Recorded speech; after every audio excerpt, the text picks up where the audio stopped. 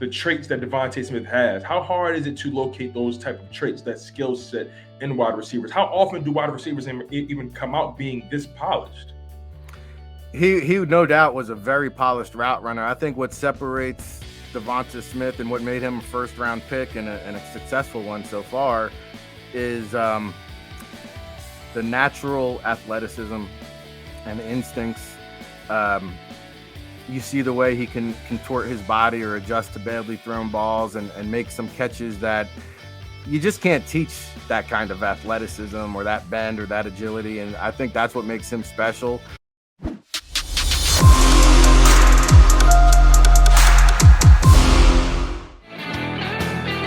Don't you guys just love that song? Birds 365 is back.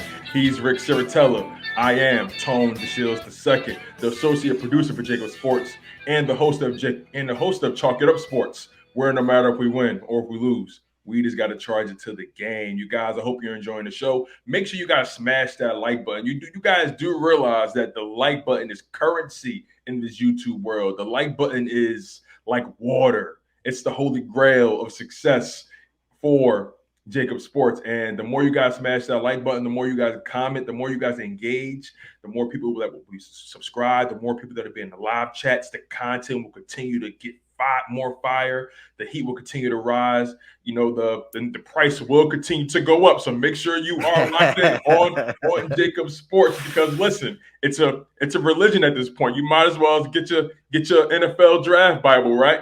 Hey, trying to keep up with inflation these days, you know? Absolutely. You know, we've talked so much about guys like AJ Brown and their impact of what they bring to the table. You know, we've talked about guys like Quez Watkins, the leap he may be able to make, right? You know, we talked about Jalen Hurts, but I feel like someone who's sort of fallen by the wayside, someone who hasn't really been talked about as much as I would like, and that's Devonta Smith. You know, Devonta Smith, he came in last season, you know, being one of the more highly anticipated players that you wanted to keep an eye out for coming out of the draft, you know, winning the Heisman. The first wide receiver to win the Heisman since, was it Desmond Howard, right? From Michigan? Yeah. And Devonta has continued to defy the odds throughout his career. He was constantly being told that he was too small, too skinny, wasn't strong enough, and he just allowed his play to do the talking. One of the most refined wide receivers coming out of the draft in a long time, from a route running perspective, from a footwork perspective, just from a discipline perspective. He's someone I consider to be a young veteran. And I have to ask you, Rick, again, you're the draft guy, you're the scout guy. You know, what were your thoughts on Devonta Smith when he first came out, and has he met your expectations? Has he surpassed those expectations? Did he not meet your expectations? I thought he succeeded my expectations last year to come in as a rookie and make that kind of an impact. I did have my doubts and concerns about the durability issue, and you know, we're through first season. It didn't seem to be a problem last year. We'll see how that holds up over the long term. But I think that really was the only question mark about Devonta Smith, was did he have the frame to hold up with the NFL 17 to 20 plus game schedule? And I think there was one of the draft pit stops. I can't remember if it was the Senior Bowl or the Pro Day, where I think he refused to step on the scale and get weighed. He didn't want to put his weight out there. And, you know, kind of like the Kyler thing, like, hey, just get weighed in, kind of like the Kenny Pickett thing with the hand size, like just get your hand measured and get it over with, you know. And it became a bigger issue probably than what it needed to be, because as you know, with the draft hoopla, especially that final month of April, all we like to do is build players up and then tear them down and find out what's wrong with everything. And to me, I think Devonta Smith has a chance here now in year two. I think he could lead this team in receiving. I really do, because I think AJ Brown is going to be the wide receiver one on paper that teams will be focused on stopping. And again, it's like, pick your poison. If you double team AJ, well, Devonta Smith's going to have some one-on-one opportunities. That could get dangerous. And you're right. He's kind of like flown under the radar with all the acquisitions and the draft pick splashes and bringing in AJ Brown. It's like, hey, Devonta Smith, maybe the way he likes it, flying under the radar. But I do know this. Nick Saban raved about his professionalism and his preparation while at Alabama. And I think you are starting to see some of that here. Yeah, absolutely. Devontae, like I said, he came into the league so polished. He came in and he took on the weight of that wide receiver room. Let's be totally honest. He came in and made an immediate impact, and he showed these guys what it took to be a professional wide receiver. And some of the plays he was making throughout the season were just plays we haven't seen from a wide receiver in Philadelphia in a long time, and it's a shame. Just the finesse, the footwork, the awareness, the situational awareness, the ability to control his body on the sideline. You know, you evaluate these guys. How hard is it to find the traits that Devonta Smith has? How hard is it to locate those type of traits, that skill set in wide receivers? How often do wide receivers even come out being this polished? He no doubt was a very polished route runner. I think what separates Devonta Smith and what made him a first round pick and a successful one so far is the natural athleticism and instincts. You see the way he can contort his body or adjust to badly thrown balls and make some catches that you just can't teach, that kind of athleticism or that bend or that agility. And I think that's what makes him special. That's not something that you can go out and practice. And I think, kind of like Justin Jefferson is another guy that's just kind of in this rarefied air. And there's an influx of these young, talented wide receivers. Justin Jefferson is you can't bring him up in Philly, man. You can't. You just can't. It's taboo. It's tough. It's Wolfbane. It's this city will always hold that against Tyree Roseman, not drafting Justin Jefferson and choosing Jalen Reagor, but how we redeemed himself bringing in Devonta Smith, right?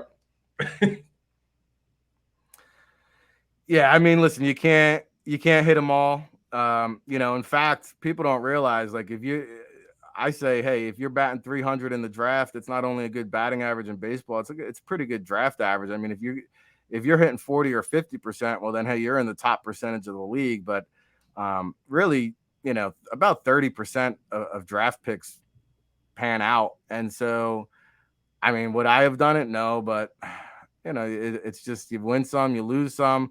I think overall, Roseman has done a good job stockpiling talent, stockpiling depth.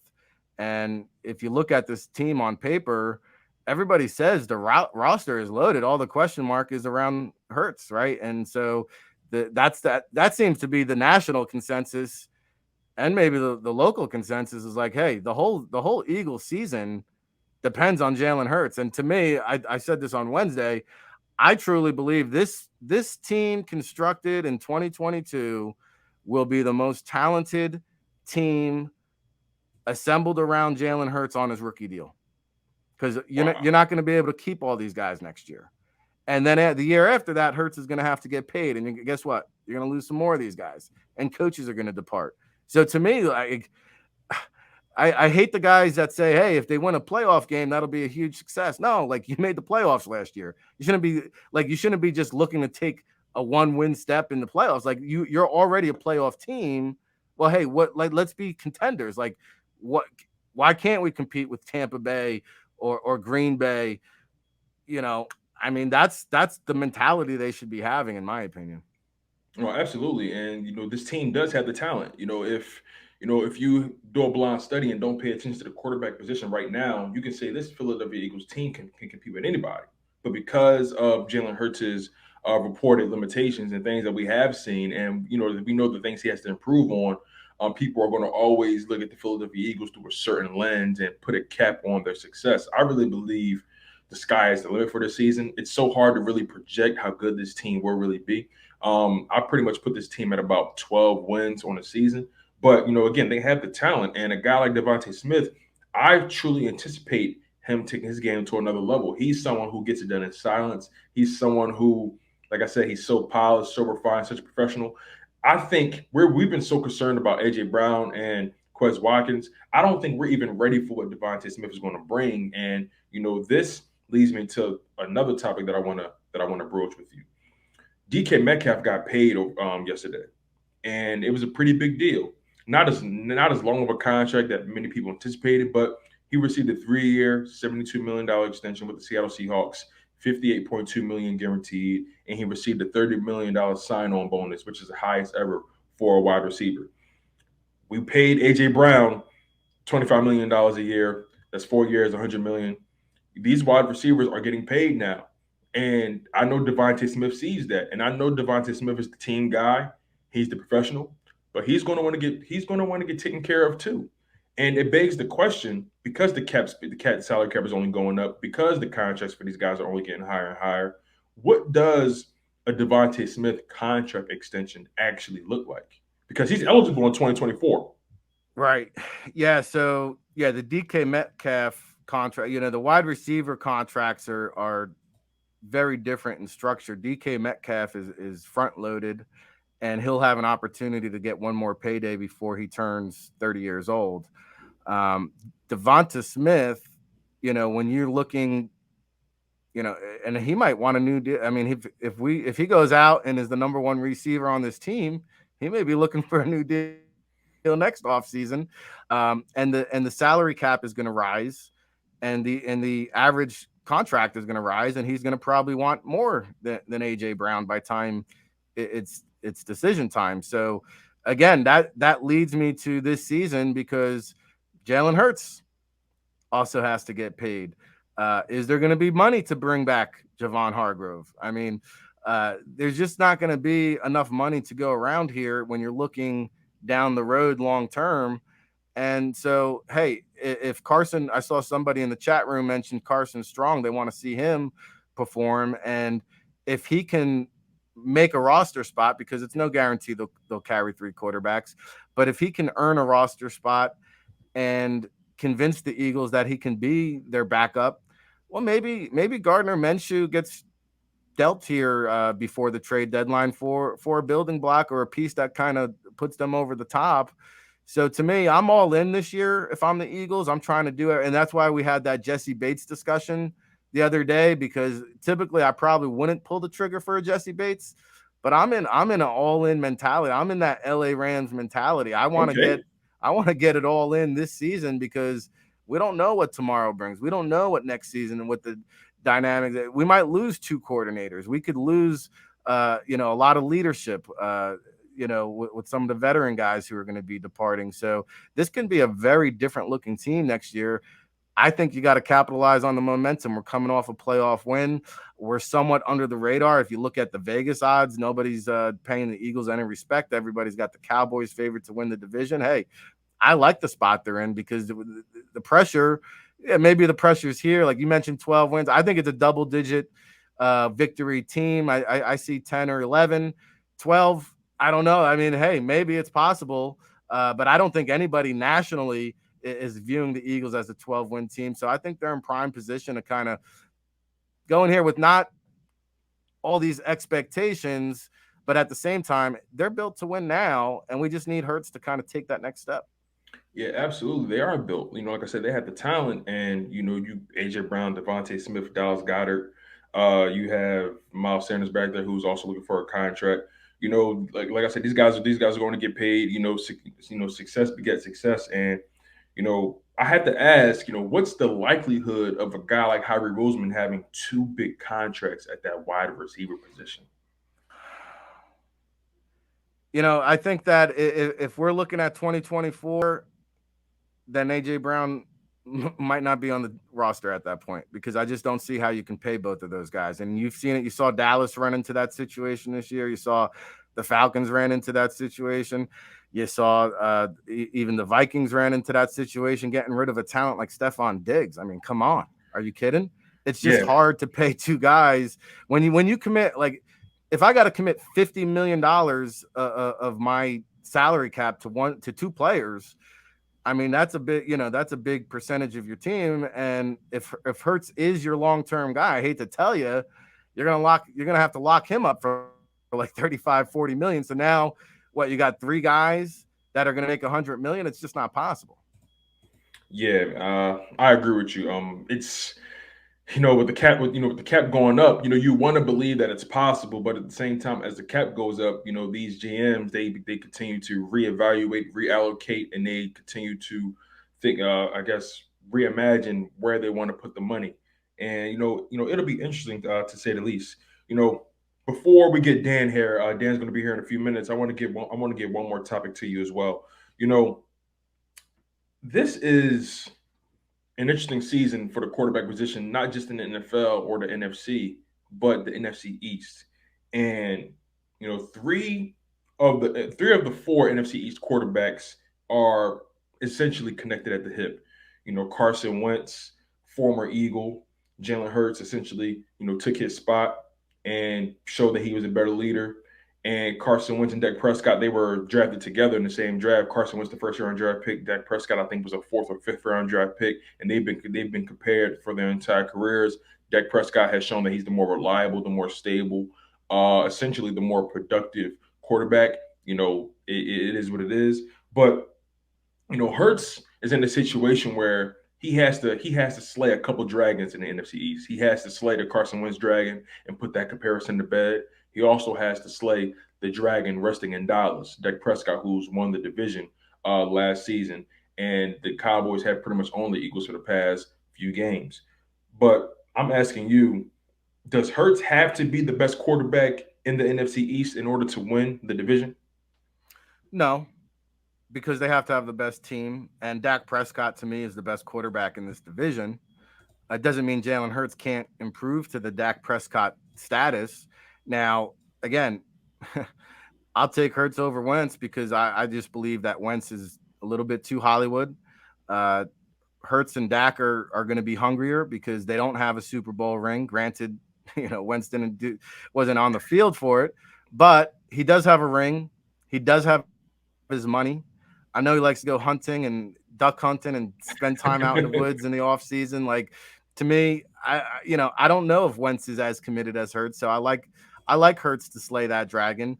Where I think it gets interesting is, you know, I'm looking at the Giants, right? Like Brian Dabble, Joe Shane, they're not committed to Daniel Jones. They didn't pick up that 50-year option. At As all. soon as the 49ers realize they don't have a dance partner to trade with, I could see the Giants scooping up Jimmy Garoppolo and putting him on the back burner. I think their bye week is like week 8 or week 9. To me, scooping up Jimmy G makes all the sense in the world because I look at the Giants Absolutely. offense too. Like swap out Danny Jones for Jimmy G.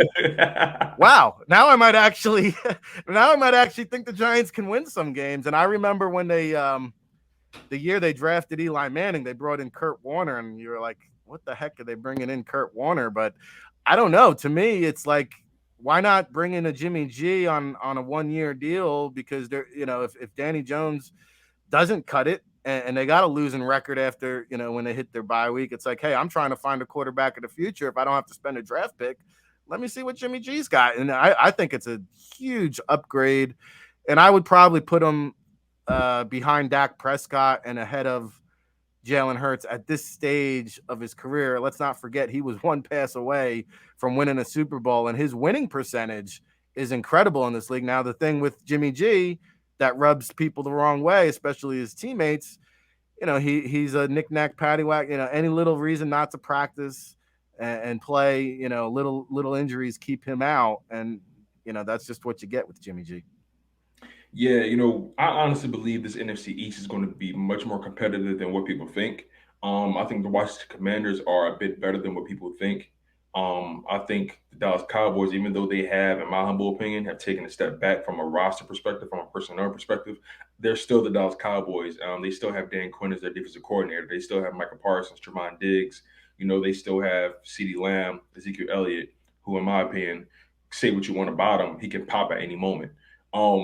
It's just one of those things that the Philadelphia Eagles, I fear and I don't think it's going to happen, but I think it's a healthy fear. I fear the Philadelphia Eagles may come into this season with a sleepwalk mentality. They shouldn't, and I don't expect it, but I think it's something to consider because this schedule is as favorable as it can be, and it would be the Philadelphia Eagles would be remiss if they came into the season thinking that, oh, this is a W, this is a W, this is a W. They have to approach every game as if each team can take their head off. And that's what they have to do, right? They have to approach every game like they're trying to take guys' head off. They need to pound guys into submission. And it starts with this division. Before we talk about Super Bowls or NFC championships, we have to slay the dragons that we have to deal with in our division first, right? No, it starts in your own backyard, and you got to take care of business in the division, and then, you got to hope that you earn a bye or home field advantage, and then anything's possible. Hey, the Rams or the Bucks get upset, the Packers take a step back. All of a sudden, to me, the Eagles are like the fourth best team in the NFC starting today. So, Ooh. I mean, who outside of the Bucks, Packers, and Rams, who you want to take over the Eagles? That's an interesting point, and we're going to take a break soon, but that's an interesting point. The Philadelphia Eagles, they have one of the more talented rosters in the NFC, and the NFC. Let's be honest, all the talent, especially at the quarterback position, is in the AFC, right? That's the gauntlet. Yeah. That's where the Dungeons and the Dragons rest. You know what I mean? Like those. That's where Heavy. you have to really earn your paycheck over there. And I think because of the way the NFC is set up, I think that was why Howard Roseman kind of made the moves he made this offseason. He probably looked at it as, you know what, we made the playoffs. We're technically ahead of schedule. The NFC has gotten a bit lighter. Hey, let's go all in on the season. Yeah, why not? And they've got draft equity too next year to kind of add some more pieces if they have to and lose some of those veterans that we talked about. And the other thing, one more topic here, if we can get it in. Shout out to all the chat room people. I see you over there. The chat room's going crazy about Jalen Reagor, who I don't think Reagor should even be on this roster. To me, now Roseman, he's got a decision to make because do you let ego get in the way? He's a wide receiver 5 at best on this roster. How many teams around the league keep a wide receiver that really doesn't bring much to special teams? Yeah, he returns kicks, but he's not a reliable guy. To me, Brenton Covey is the best returner on this team. I'll take that guy.